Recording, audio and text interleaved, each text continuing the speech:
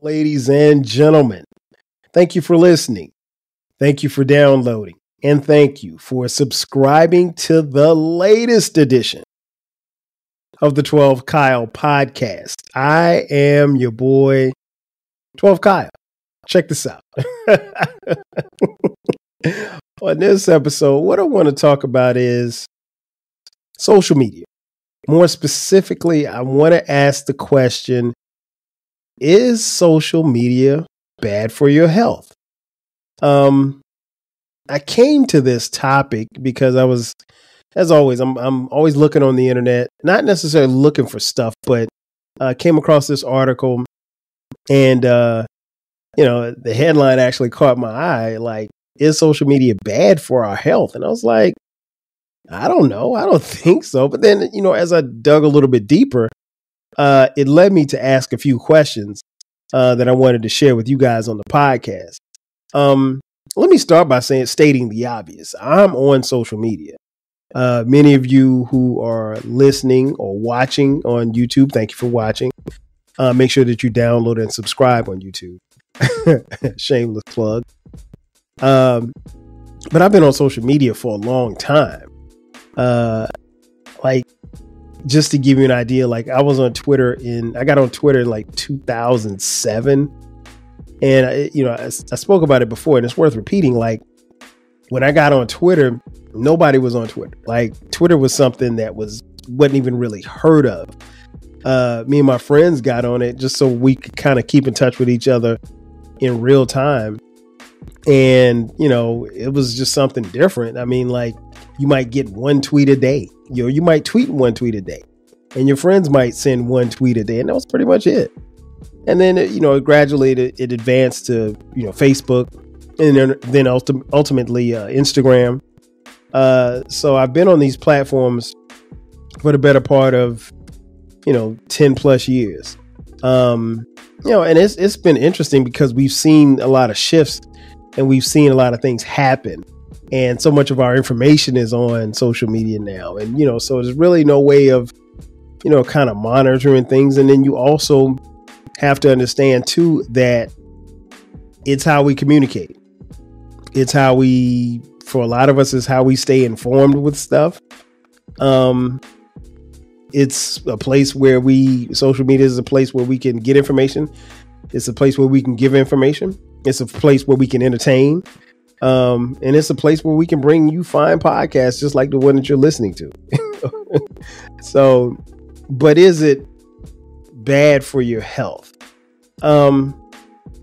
That's an interesting question, again, that I hadn't really talked about or even thought about. I've talked about social media before on my podcast before. I remember I did an episode called Quitting Social Media, and just, how you go about quitting social media and getting off social media. But never the question as to, whether or not it was good or bad for your health. Earlier this year, just to give you some background, the mayor of New York City, Eric Adams, don't laugh, he declared social media a public health hazard. And he was the first major city mayor to do so. And he had his reasons for it. He said that he declared that, social media was a public health hazard because the rate of hopelessness among New York City high schoolers jumped from over 42% between 2011 and 2021 up to 60%. And that increase is very shocking. And when you talk about hopelessness, then you eventually lead to, social media, your health, and then your mental health. And then obviously for some, you talk about suicide. And I have a quote here from the mayor. He said, quote, "Companies like TikTok, YouTube, and Facebook are fueling our mental health crisis by designing platforms with addictive and dangerous features. We cannot stand by and let big tech monetize our children's privacy and jeopardize their mental health. Close quote. Pretty strong words. And that's been in the news quite a bit over the last couple of years. Following his announcement, New York City's Department of Health and Mental Hygiene Commissioner, Dr. Vasan, he issued an advisory that offers guidance to parents and caregivers and, health professionals. And he suggested that parents should not allow their children to be on social media at least until the age of 14. So that leads me to my first question. At what age should a child begin to use social media? That's a tough question because, you don't really want government or local government or state or federal government mandating what you should or shouldn't do in your household, particularly when it comes to your children. However, it's a very interesting and delicate point because my answer to that is it just depends. It really depends on the child. I have 4 kids. And as many of you know, our children range at the time of this recording in age from 24, 21, 17, and our youngest is 12. And so social media has changed over that particular period of time, And like our oldest, Dion, when he started, I think when he got a cell phone, he had a cell phone for a while before we could allow him to get on social media. But social media then wasn't what it is now. I mean, like I remember he got on Kick. Y'all remember Kick? He got on Kick and he got in trouble for being on Kick. And so that was just something different. It's totally different now. TikTok wasn't even a thing back then.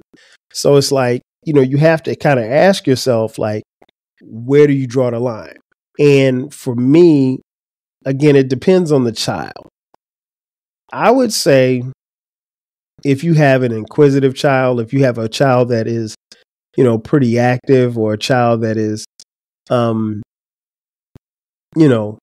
outgoing, I think 13 is a good age. But I mean, again, it depends. If you're going to monitor it, and maybe you can start them a little earlier than that. It just depends because here's the thing. These kids use this stuff to, talk to their friends and they use this stuff for time wasters and it takes away their attention and everything like that. I mean, once you give a child a cell phone, it's hard to keep them off of social media. Yeah, I know you could block certain apps and all this stuff like that, but here's the reality. If you block the app from the child, they're going to find it and they're going to use it. Just like when you were a child, they told you not to watch HBO and your ass was watching HBO. At least I know I was. Shout out to the squiggly screens. And so you have to be very careful as far as like what you go about telling them what to do and what not to do. And again, I think it solely depends on the child and it also depends on the parent. I will say this much. If you allow or when you allow your child to be on social media, you should definitely monitor who and what they're talking about. Spot checks as far as, looking on their phones, following them on social media. Because that's the thing. See, kids want to be on social media and not have their parents be able to see what they're doing or saying. Nah, that's not going to fly.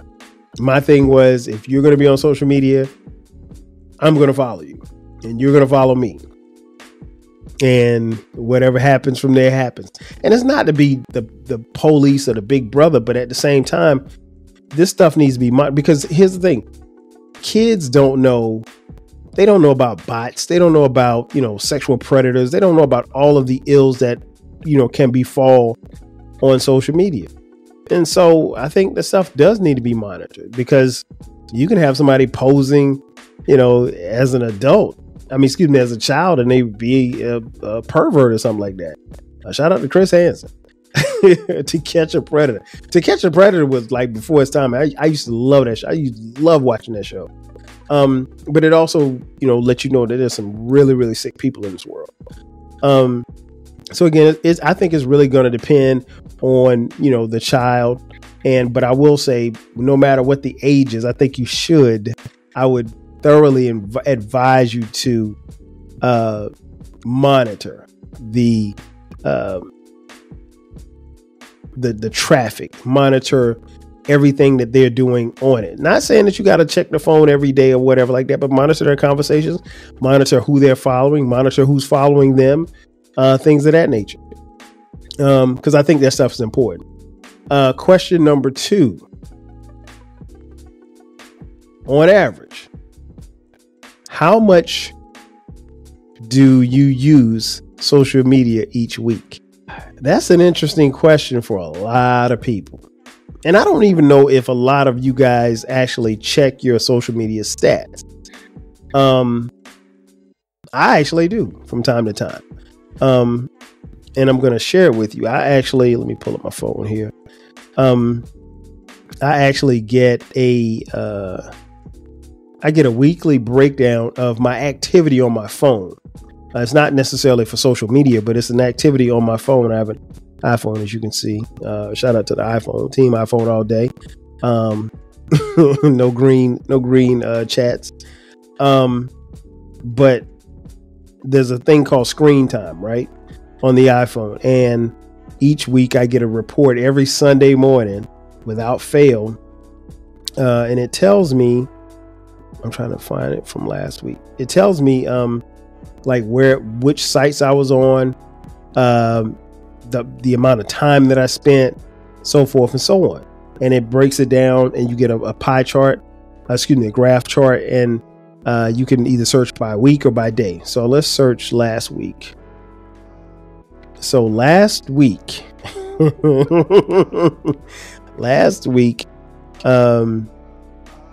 I was on my phone, not social media. We'll get to the social media numbers in a second. I was on my phone for 10 hours a day, on average a day, 10 hours and 20 minutes. That's what I averaged a day.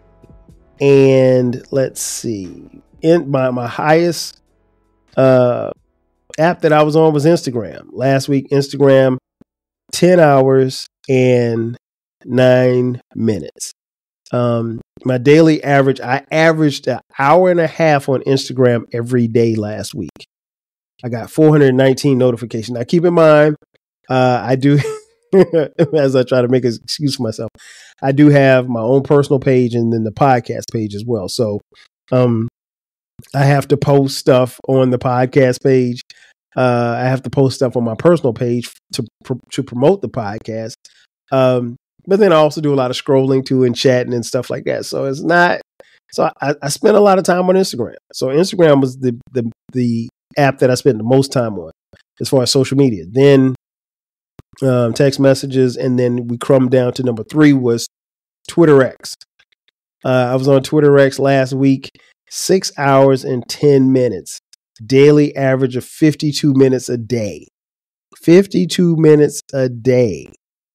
On Twitter X, 119 notifications. Again, I have a social media page because I have a page for myself, page for the podcast. But I do spend a lot of time on Twitter X. Let's see. Okay, that's GroupMe, Facebook. So GroupMe, Spotify, YouTube, and then coming down here, the next social media app is Facebook. Facebook, I spent 3 hours and 17 minutes the entire week, and I had a daily average of 28 minutes per day. So, as you can see, where's TikTok? Is TikTok on here? I don't spend a lot of time with it. I just created a TikTok account for the podcast maybe about 2 months ago. Follow me on there too. I spent not a lot of time, 45 minutes all last week. A daily average of 6 minutes on TikTok. So that just goes to show you And this doesn't even include, GroupMe, WhatsApp, those what and my text messages, those what the group chats are. That's where the fire is really. But I just wanted to give you an idea with social media, just how much time I've spent. And I'm sure if you have an iPhone, I don't know if Android does it because I don't have an Android phone, but just to kind of give you an idea, a little backdrop as to what it is and what we do. And as you can see, that's a lot of time. Now, I will say this much in defense of myself. I spend more time on the social media apps during the workday. My social media use, particularly now that football season is over, at the time of this recording, it has gone down. Sundays, nah, man, I'm not really on social media like that. I may get back to the Sunday silence, which is something we used to do back in the day, where you wouldn't do no social media on Sundays at all. Nothing. The only thing you could do was respond to a text message. That was it. And we didn't really do that. And what I found when we did this silent Sundays is that like you got a whole bunch of stuff done because you're not touching your phone. But I said all that to say this. I know I do a lot during the work day, the work week. And that's because, most of us, we work, but we're also on our phones at the same time. So, and my work still gets done. Don't get me wrong. But yeah, so, I spent quite a bit of time, at least last week I did. And to be honest, I've had weeks that it's been higher than that. I've had weeks where it's been 11, sometimes 12 hours. So it just depends. But I mean, relatively speaking, you don't want to spend too much time. How much time? It really depends on what you deem as far as your time is concerned. So the next question I had after reading the article, do you think the use of social media adversely affects our mental health? I think it can. I think if we're not careful, you can allow, either consciously or subconsciously, you can allow social media to adversely affect your mental health. And it's something that you really, really have to pay attention to be honest. You have to be cognizant about it, because the thing is, we're so used to social media, we don't even think about it. Like it's almost like it's second nature. Like it's nothing for you to pick up your phone and go to Facebook. It's nothing for you to pick up your phone and go to Twitter. It's nothing for you to pick up your phone and go to TikTok or IG. And that's not really the best thing to do. It becomes habitual. So it becomes a part of your regular routine. And it actually can kind of steer you into something that I talked about on a previous podcast, the doom scrolling podcast, where, we can be consumed with bad news and really, really taking it all in. And I think that's where it adversely affects your mental health, because we can expose ourselves to bad news or bad stuff or bad people constantly. I think sometimes even like when I'm particularly like on Twitter, because I don't post as much on Twitter as I used to, but the one thing I know that I do now, and I think I do it pretty consciously now, I'll scroll for a little while, and then after I start seeing stuff that I don't want to see, not meaning seeing something bad, but if it's kind of like if whatever the timeline is talking about, if it's some gossip story or if it's something crazy that didn't happen, something political happened, I'm like, all right, that's enough. And I sometimes I catch myself because I literally say that out loud. All right, that's enough. And I'll just put my phone down. And it's not like, it's just me kind of telling myself like, okay, you've seen enough for today. Let's move on. Now, when I get tweets and stuff, I'll respond to tweets, but just going on Twitter just for the hang of it, I don't do it as much as I used to.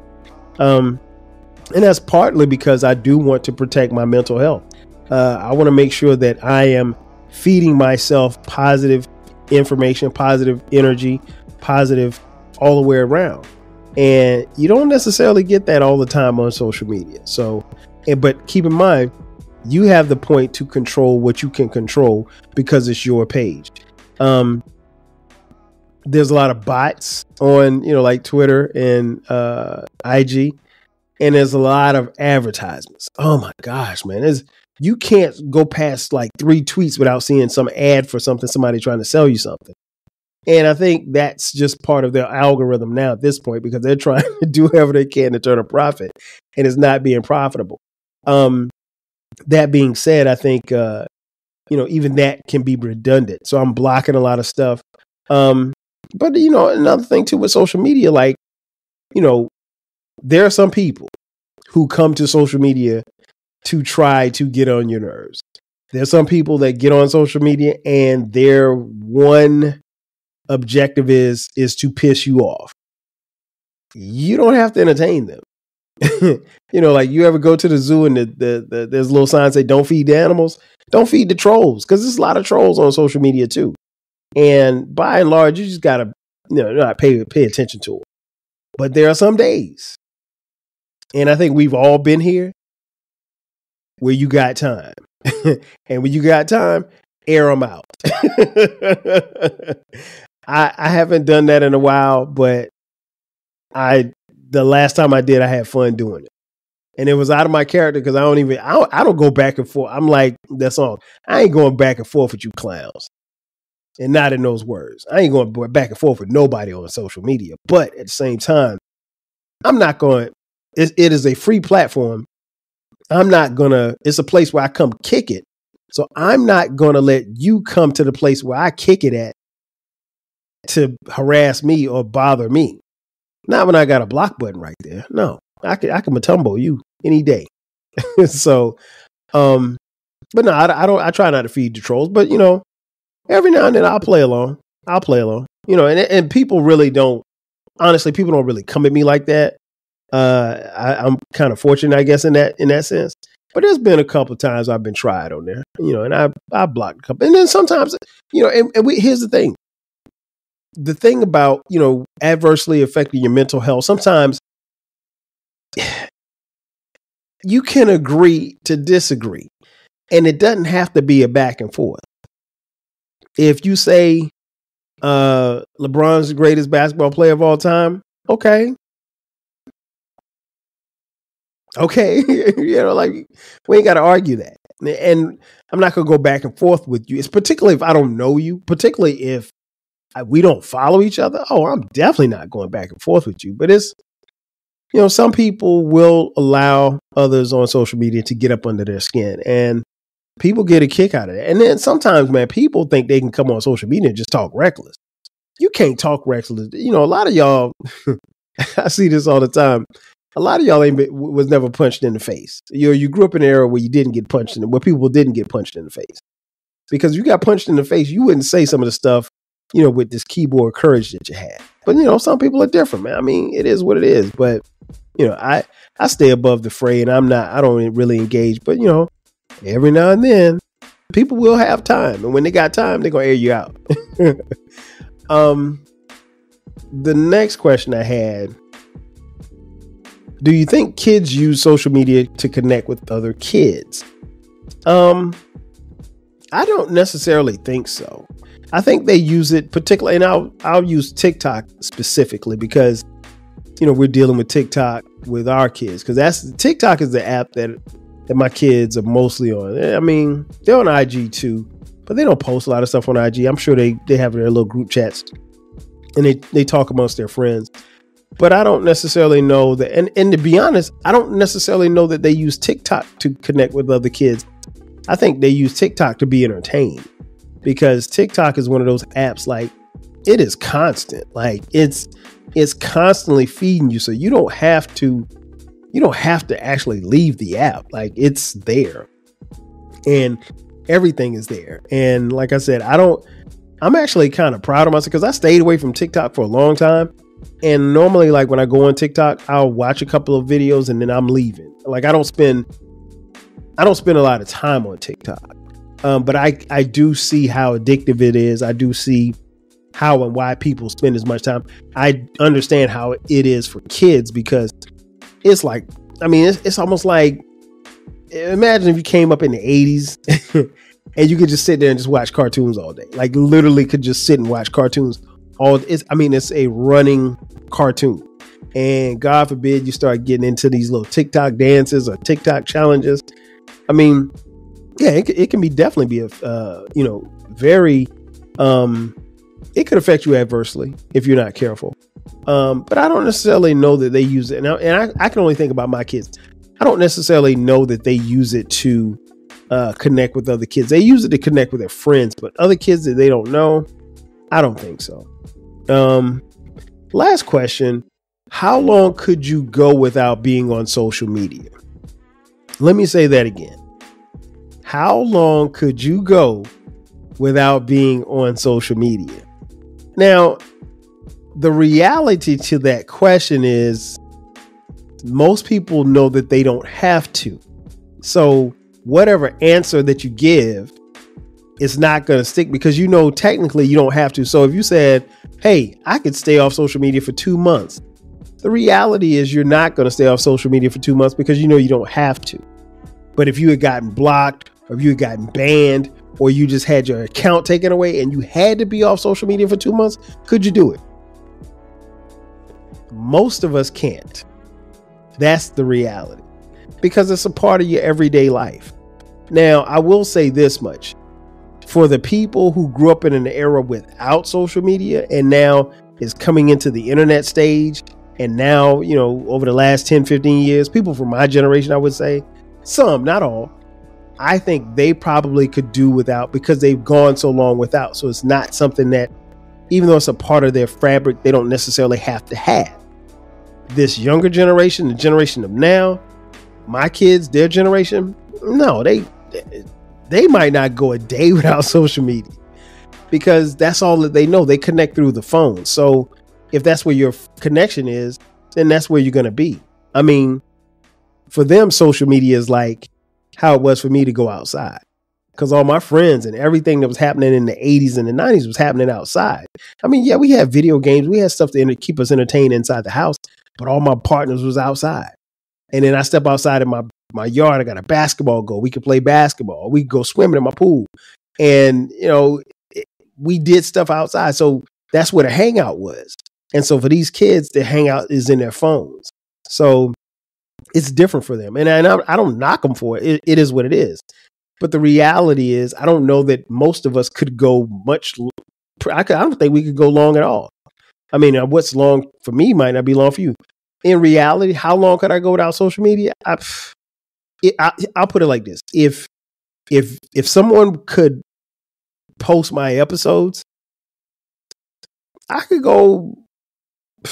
probably go on social. I could go without social media probably for a month or two. If somebody was posting the podcast every Tuesday and Sunday with the bonus episodes, yeah, I probably could go about a month or two. Maybe not much longer than that because I would miss those connections that I do have. Because I'll be honest, I do have quite a few meaningful connections that I have on social media. But if you took away my Twitter, Instagram, Facebook, and TikTok, yeah, I'd say maybe 2 months. 2 months max. I don't really think I'd go much longer without that. And I'm someone who, again, grew up in an era without the internet. And I think 2 months is a pretty nice long time. You got some people, they ain't going 2 hours. So it kind of is what it is. In conclusion, I think